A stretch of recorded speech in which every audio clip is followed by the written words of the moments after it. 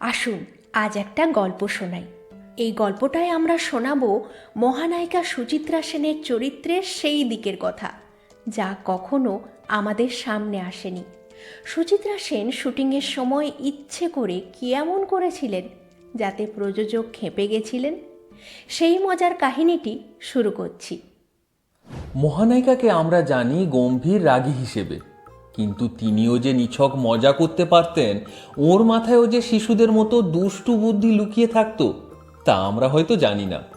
এই কাহিনীতে সিনেমার নাম এবং অন্যান্য ব্যক্তিত্বের নাম প্রকাশ করছি না। সিনেমাটির আউটডোর শুটিং চলছে, প্রযোজক উপস্থিত।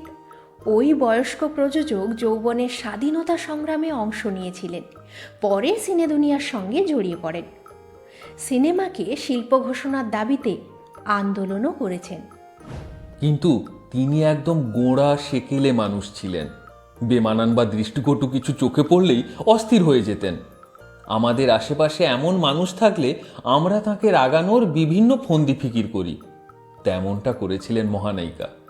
শুটিংয়ের সময় একটা দুষ্টু বুদ্ধি খেলে গেল সুচিত্রা সেনের মাথায়। কেবল সুচিত্রা সেনের মাথায় যে এসেছিল বলা ভুল, তাতে যোগ দিয়েছিলেন সিনেমার নায়কও। সুচিত্রা সেন নায়ককে বললেন, দেখো, তোমার প্রযোজক আমাদের উপর কেমন সতর্ক দৃষ্টি রেখেছেন। আমার কাছে ঘেঁষে বসো আর তোমার হাত আমার পিঠে তুলে দাও।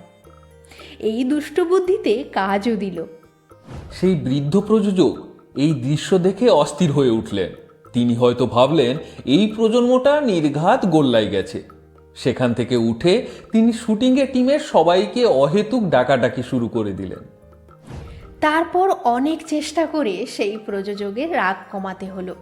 সুচিত্রা সেনের এই মজার ঘটনা কেমন লাগলো তা অবশ্যই কমেন্ট করে জানান। তিনি একবার উত্তম কুমারকে নিয়েও এমন মজা করেছিলেন, তা অন্য কেউ করতে পারতেন না। সেই গল্প অন্য একদিন শোনাবো। আজকের মতো এইটুকুই। আমাদের এই ভিডিও ভালো লাগলে লাইক করুন, নিজের বন্ধুবৃত্তে শেয়ার করুন এবং এরকম গল্প শুনতে আমাদের এই সিনে চ্যাট উইথ অরূপ সূচি চ্যানেলটি সাবস্ক্রাইব করে দিন। ধন্যবাদ।